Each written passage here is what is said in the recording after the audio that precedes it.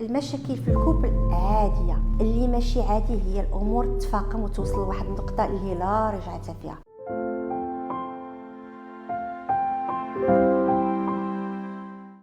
داكشي علاش اهم حاجه ما نهضرش وانا غضبان، ما نهضرش وانا معصب، ناخذ شويه ديال لا بريز دو ريكول عاد نهضر، لاني الا مشيت هضرت وانا معصب الاحاسيس والشعور هيكون تيجرح الاخر. ثاني حاجه هي انني من بعد نحاول نسمع الاخر ونفهمه ونهضر بطريقه محترمه، يعني نستعمل كلمات اللي ما نجرحش الاخر.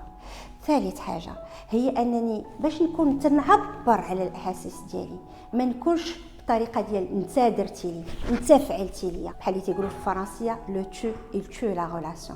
اللهم نهضر على راسي، لان باش نقول انا ها شنو اللي ضرني الاخر هيتفهمها ويتقبلها اكثر وياخذ في هذه اللحظه دي زاكسيون اللي تكون لو بروفي ديال لو كوبل بصفه عامه. وخلاصه يمكن نقول بان كيف ما كان المشكل اللي بينك وبين الشريك ديالك خليه بينك وبينه، ما تدخلش العائله، لان الا دخلت العائله الامور هتكبر اكثر.